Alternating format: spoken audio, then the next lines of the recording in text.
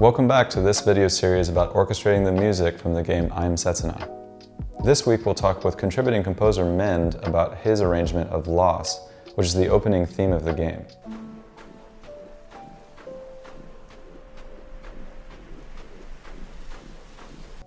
We talk about some of his modifications to the form of the song, some nice combinations of instruments, working in the DAW versus working in music notation software, and more.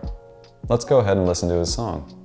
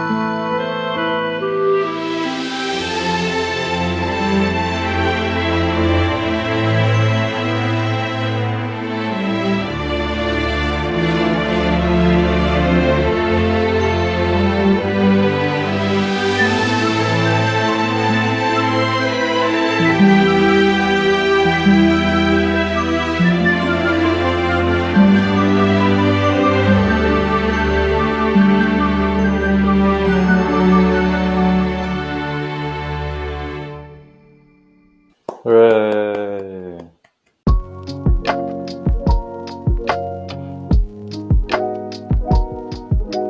Yeah, it's a very simple piece as well, but I thought it has a lot of space that I could fill in with counter melodies, so it was a nice canvas to work on. And I particularly loved the introduction. I thought this introduction with the orchestra could have a lot of potential, so I did use a lot the introduction, like it's longer in my orchestration.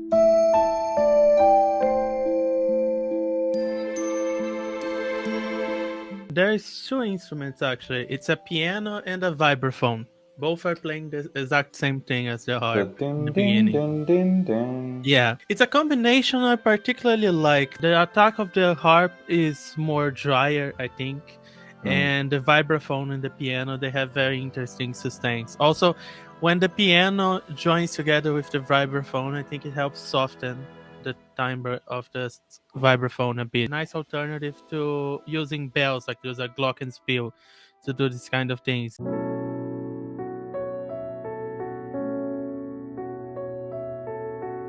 My choice of melody instruments was basically defined by this cold feeling and this idea of being kind of sad. Like at first we have the harp vibes and piano doing this little bum bum bum bum bum.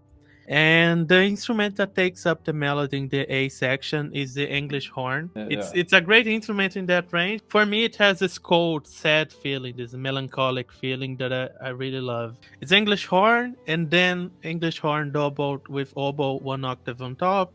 Then English horn with a counter melody in the oboes. And then the B section is the part where the strings are playing in octaves. There are octaves in the piano in the original track. I thought using violins in octaves sounded a little bit oriental. Kind of had a sense of like Chinese martial arts film. Yeah. I feel like there's a potential treatment that goes even further that way, you know, Crouching Tiger, Hidden Dragon style. What did you just say? Do you not know that film? No. No. Boomer. No. Flex. Age. Yeah. I'm a boomer. Thank you.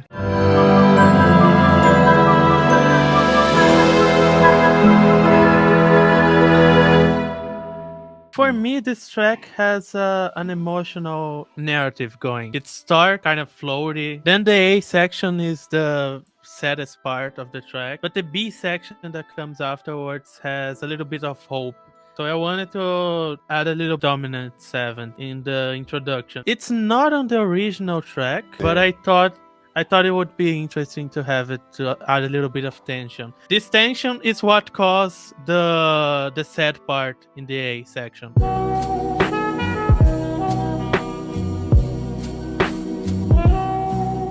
No, I started in DAW. I think it's the best workflow for me.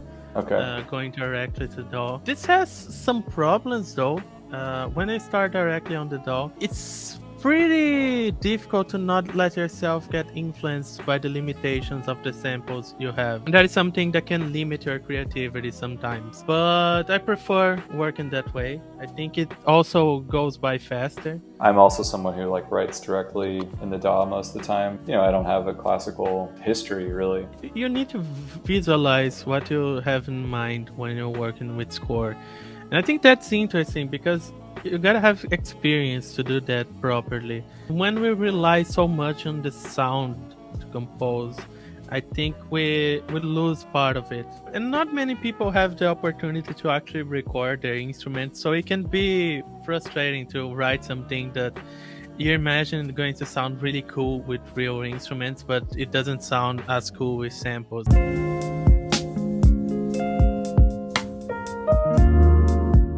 Everything is BBC Pro, Okay. basically. Gotcha. Except the piano. The piano is not noir.